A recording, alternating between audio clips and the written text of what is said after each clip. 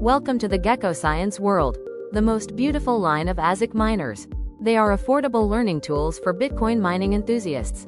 This line of miners can connect anywhere in your home without the annoying noise of an industrial high-power miner. With an exceptional look on top. Today I'm going to focus on the stick miner called NewPac. But first let me show you the experience of mining with a GekkoScience miner. In this video I'm going to talk about the GekkoScience history, the full history of the NewPac, all the mining hardware needed, the full software installation, the experience of mining with the NewPac, overclocking and how to check the pool statistics of the miner. So let's start. GekkoScience is a US-based electronics hardware company specializing in the design and manufacture of ASIC devices for home cryptocurrency mining based on SHA-256. It is located in Missouri, USA. The company was established in 2012. In addition to manufacturing products, GekkoScience also provides electronic design consulting services. They are selling a very extensive list of miners and crypto hardware in general, such as cooling devices and USB hubs. In the video description you will find a referral code. Use it if you want to receive a 5% discount. Over the years, GekkoScience has delighted us with a constant improvement in the production of ASIC miners in the USB stick format. Here you can see the full evolution of the miners, coming from the early USB mining days, till the new versions capable of delivering over 1 terahashes per second. They also introduced box format miners to the market. They consume very little energy and delivering a very high hash rate. Considering the needs of each miner, GekkoScience designed a series of USB hubs capable of withstanding the high power consumption of a USB miner. The latest version of these hubs includes the ability to mine without a PC running the software. They solved this problem by installing a Raspberry Pi inside the hub. The cooling solutions are specifically designed for GekkoScience miners. They offer very good overclocking capabilities and some have RGB lights.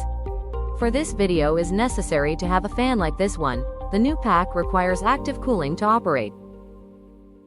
GekkoScience has a large community behind. They design DIY solutions to improve every aspect of the miners. They share them to improve the mining capabilities and to make the miners look even better. For the cooling solutions they launched the USB splitter, allowing every miner to withstand its own cooling fan, without wasting another USB port. All GekkoScience products have an excellent quality, a perfect packaging and unboxing experience. If you order a miner, you will receive it in a fancy box with a perfect customer experience. So now let's start with the Windows configuration. Mining in Windows is extremely easy. Bitcoin Merch in collaboration with GekkoScience have prepared the software for us. We just need to download it. All the commands are in the video description. I recommend using a powered USB hub for mining. If you connect the ASIC directly to a port on your computer, it could potentially get damaged. This way, we ensure the miner gets the power it needs to operate properly. Let me remind you that active cooling is necessary for this miner. This will protect the chips and extend its lifespan. This will be useful in the future because we will be overclocking the NewPac. You can use the dedicated fan or some generic fan pointed to the heatsink. Now let's start with Windows. In the description, I'll leave the link to download CGminer from the GekkoScience website. This is where you'll get the dedicated version for GekkoScience miners. After downloading and extracting it, you'll find these 4 files. We'll go through the procedure step by step. I'm not claiming credit for this collaboration between Bitcoin Merch, GekkoScience and Kanoi. I will only make accessible this tool for you. This will speed up the process. Once you have the files extracted, you need to plug in your miner and wait a few seconds. You'll have to replace the driver using the Zadig tool, connect your miner and run Zadig.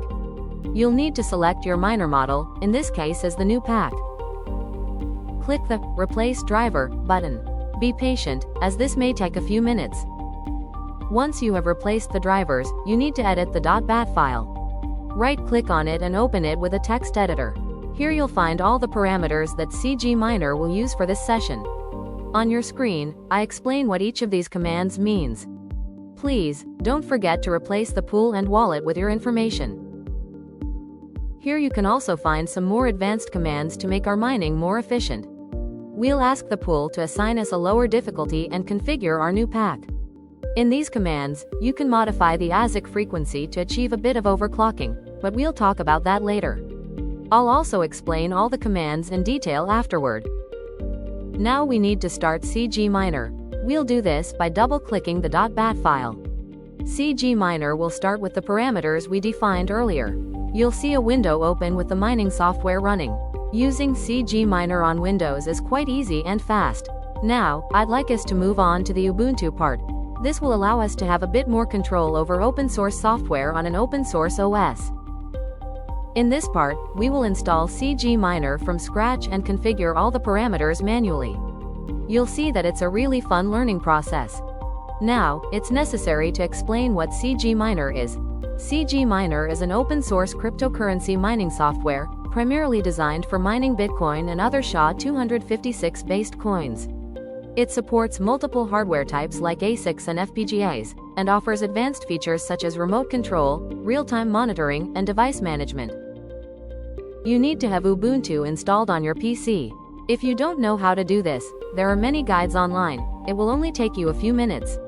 I recommend doing a minimal installation of Ubuntu components. This will help speed up the process. The installation process is quite simple. I've left the commands in the video description. You need to open the terminal and the list of commands side by side. Copy and paste each command line just as I show on the screen. We'll do it together, so be patient because this process will take a few minutes.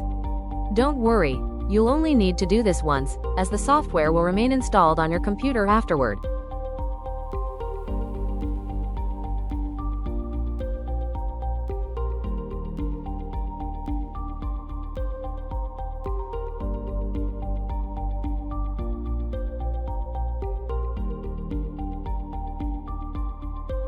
Here we'll install the necessary dependencies so that CGminer compiles correctly.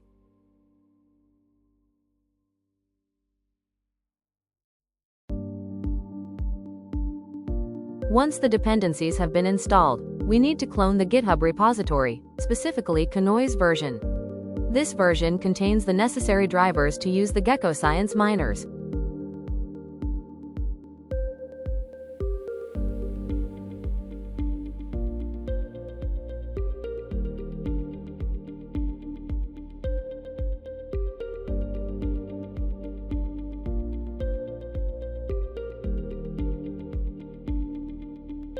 When the repository has been cloned, we need to enter the CGminer directory and configure our build. This is where we'll enable the GekkoScience drivers.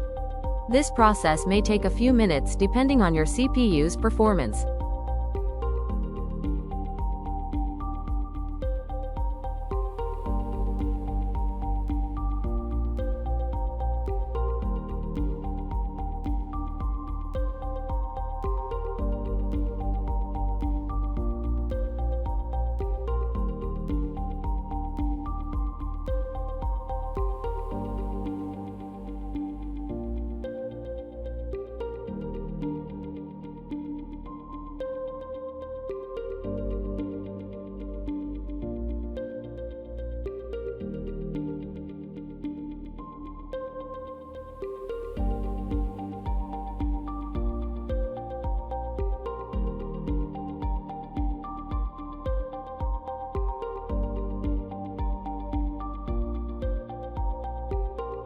Here we can see that the GekkoScience drivers are installed.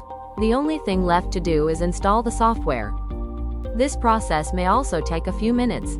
You're very close to start mining with your NewPac.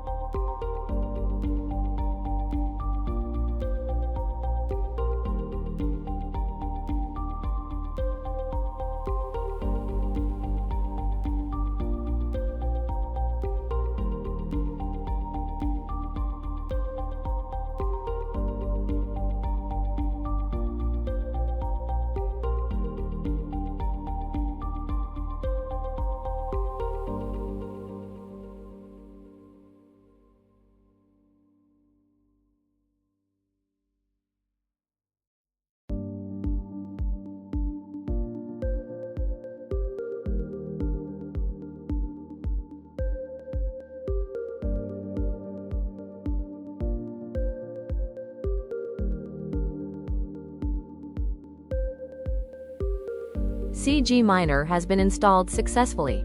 Now you need to copy and paste the start command and wait for the software to run.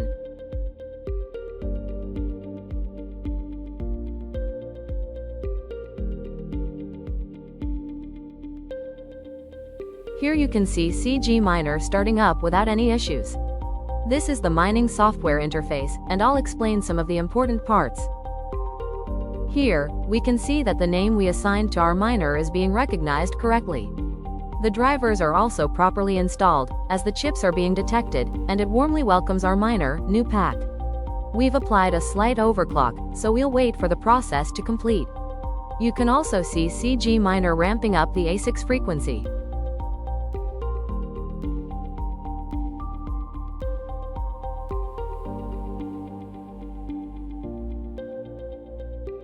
In our start command, we asked the pool to assign us a lower difficulty. Here, you can see these changes being applied, and the new difficulty appears. We also have accepted shares. The software is now ready to mine 24/7. Congratulations!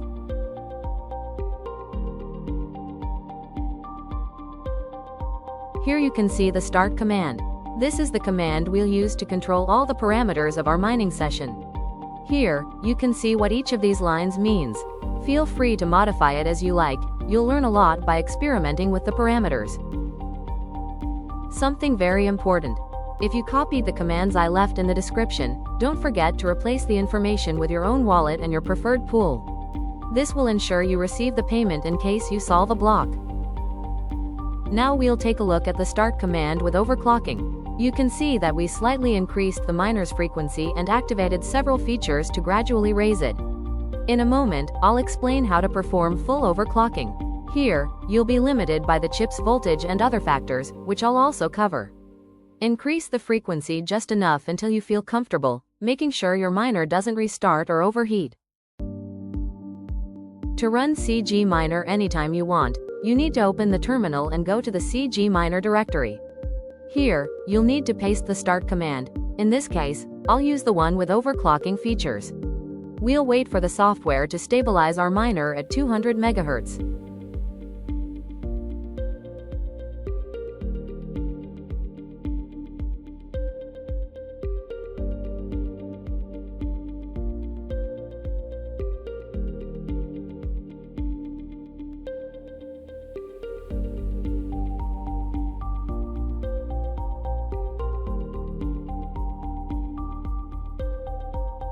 Here, we can see that the miner has stabilized at 200 MHz. We've successfully applied the overclock. Monitor your miner to see if it restarts or experiences any overheating issues. If either of these happens, lower the frequency and continue using trial and error. But, do you want even more mining power? I'll now show you how to overclock your miner. It's important to mention that doing this can severely damage the ASIC chips or the entire board. Do this at your own risk. If you don't feel comfortable doing this, the NewPac's performance is excellent. There's no need to risk our miners. The first step is to replace the factory thermal paste. This will ensure optimal thermal conductivity between the chip and the heatsink. I recommend using Thermal Grizzly thermal paste. You can find it almost anywhere, and it offers exceptional performance. To apply the new thermal paste, you need to remove the heatsink. On the back of the miner, you'll see 5 screws. Place the miner on a flat surface and loosen them until they come out. Remove the heatsink without touching the ASICs. If we happen to hit any chip, it's likely we'll damage it. Be very careful when removing it. Once you've removed the heatsink, you'll see the exposed chips. Using a bit of paper and isopropyl alcohol, clean the heatsink and the chips. It's very important to leave the components very clean. Make sure there are no residues of the old thermal paste or any other contaminants. Once you've made sure there's no residue from the previous thermal paste, apply a very small amount of new thermal paste on the chip. A small drop about the size of a grain of rice is enough. The heatsink will spread it evenly. To reinstall the heatsink, place it on a flat surface and position the miner on top of it. Insert the screws into the holes. This will ensure they are perfectly aligned. Tighten all the screws slightly and make sure the heatsink doesn't move. You don't need too much pressure, just enough to keep it in place, being careful not to damage or crush the chips. On the back of the miner, you'll see a small screw. This is a precision potentiometer that controls the chip's voltage, usually called the V-core. With the help of this potentiometer, we can increase the voltage, which will allow the chip to run at a higher frequency, achieving a successful overclock. This is the most critical step. Connect the miner to the USB hub. With the help of a multimeter, measure the voltage at the terminals of the two black components shown on the screen. Turn the potentiometer slightly and observe whether the voltage increases or decreases. Now that you know the correct direction to turn it, adjust it to raise the voltage by only a few millivolts. Usually, only about 1/8 of a turn is needed. Once you've increased the chip voltage, we need to tell the software to apply a higher frequency to the ASICs.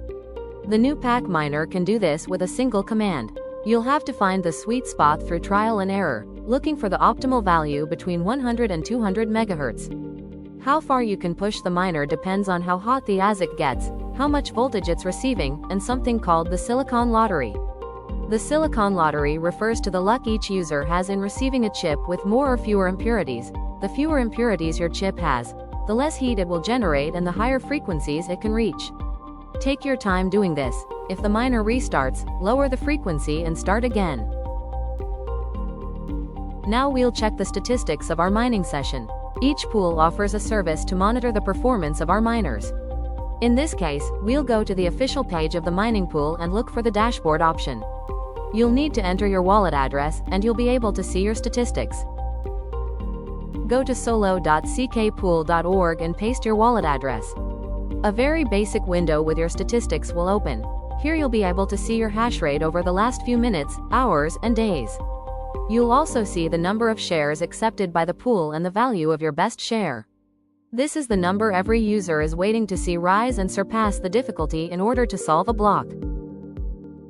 If you want to monitor your statistics with a better user experience, go to solostats.ckpool.org and paste your wallet into the field. A more user-friendly and complete graphical interface will open compared to the one we saw earlier. Here, you'll be able to see the same values but with a cleaner look and greater ease of use. At the bottom of the general statistics, you'll find graphs where you can see the number of miners associated with this wallet and a complete history of your hash rate. This is very useful for visually identifying issues with your miners. If your hash rate fluctuates up and down, it may mean that your miner is rebooting or experiencing some kind of problem. When I first entered the world of mining, I came across many people who said certain things were possible, but never explained how to do them. That's why I'm creating this kind of video, to teach you what I wish someone had taught me. Keep moving forward in your learning, and never give up until you achieve it. If you have any questions, leave them in the comments and I'll answer them. And as I always say, happy mining! I want to thank you for staying until the end of this video, and I hope it was useful. Subscribe to the channel to see more content like this, and if you'd like to make a donation, my Bitcoin wallet is in the comments.